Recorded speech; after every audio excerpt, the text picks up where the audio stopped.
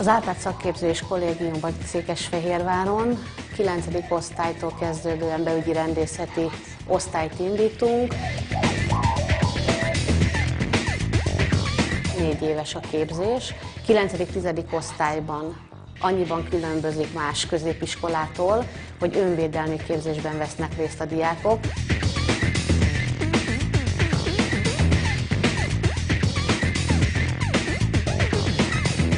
11. és 12. osztályban pedig tanulják a belügyi rendészeti ismereteket, speciális társadalmi ismereteket, kommunikációt, és ugyanúgy a 9-től folyamatosan pedig még mindig az önvédelmi képzés folyik.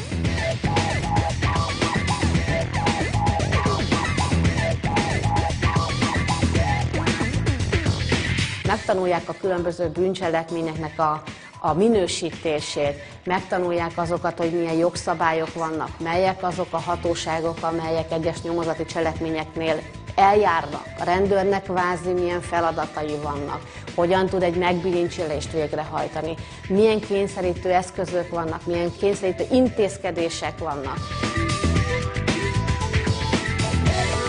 Az is egy nagyon érdekes, hogyan dolgozik a bűnügyi technikus, hogyan tud új lenyomatot vagy bármilyen nyomot rögzíteni.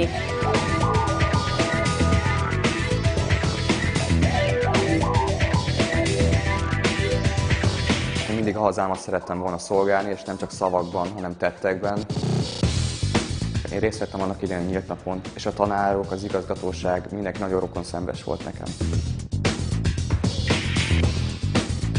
3 szakmai tantárgyunk van, ez az önvédelem, a kommunikáció és a belügyi rendészeti ismeretek.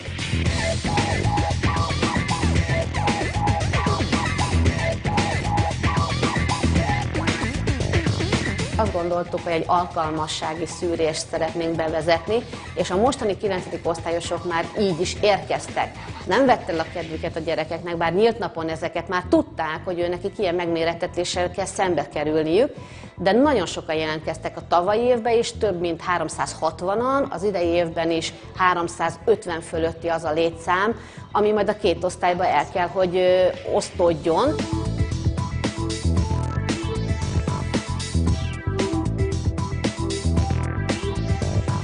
Azért választottam ezt a önvédelmi szakirányt, mert én szerintem a mai világban megtiszteltetés az, hogy rendőr lehet valaki.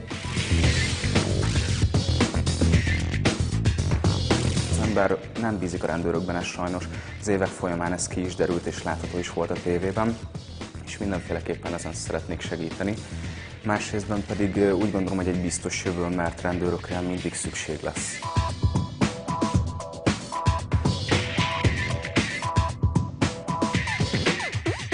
Nagyon sok esetben el tudunk menni büntetésvégrehajtási intézményeket meglátogatni, hiszen a rendőrnek elindul egy nyomozati cselekmény, ami a későbbiekben nagyon sokszor ugye egy büntetésvégrehajtásnál fejeződik be annak a gyanúsítottnak a pálya szakasza.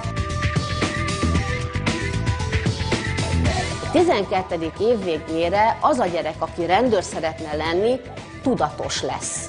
Abból a 9-es kis össze-vissza csapongóból 12-re azt tudom mondani, hogy majdnem egy kis rendőr lesz belőle.